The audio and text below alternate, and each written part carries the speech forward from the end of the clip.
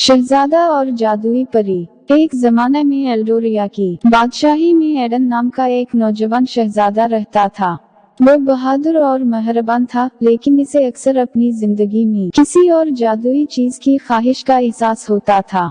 एक दिन किले के करीब जादुई जंगल की तलाश के दौरान शहजादा एडन एक चमकती हुई गली से ठोकर खा गया, जो फायरफ्लाइज की नरम चमक से रोशन था।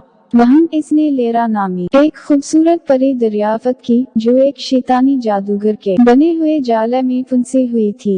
हमदर्दी से मुतासिर होकर शहजादे एडन ने लेरा को इसकी उलझन से आजाद किया और शुक्रगुजारी के तौर पर इसने इसे एक तोहफा पेश किया, अपने इर्द गिर्द छुपी दुनिया के अजायबात को देखने की सलाहियत। जैसा कि इन्होंने एक साथ लातादाद मुहिम जुई का आगाज किया, शहजादा एडन और लेरा ने दोस्ती का गहरा रिश्ता कायम किया। वो जादूगर परिंदों की पुश्तों पर आसमानों पर चढ़ गए, समंदर की गहराइयों में मुतस्सिस तरीन के साथ बातचीत करने के लिए निकले और जंगल की मखलूकात के साथ चांदनी के मैदानों में रक़स किया। लेकिन इनके खूबसूरत वजूद को जल्द ही खतरा लाहक हो गया, जब बदकिरदार जादूगरनी ने इनकी खुशी से हसद करते हुए बादशाही पर अपना सिया जादू चला दिया।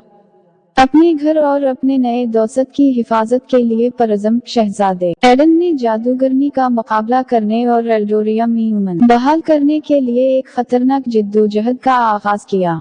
लेरा की रहनुमाई और अपनी बहादुरी के साथ शहजादे एडन ने मुश्किल चैलेंजों का सामना किया और नामुमकिन मुश्किलात पर काबू पा लिया। मौसमी जंग में इसने मोहब्बत और हमदर्दी की ताकत को जारी किया, बिलाखिर जादूगर की लानत को तोड़ा और जमीन से अंधेरे को दूर किया।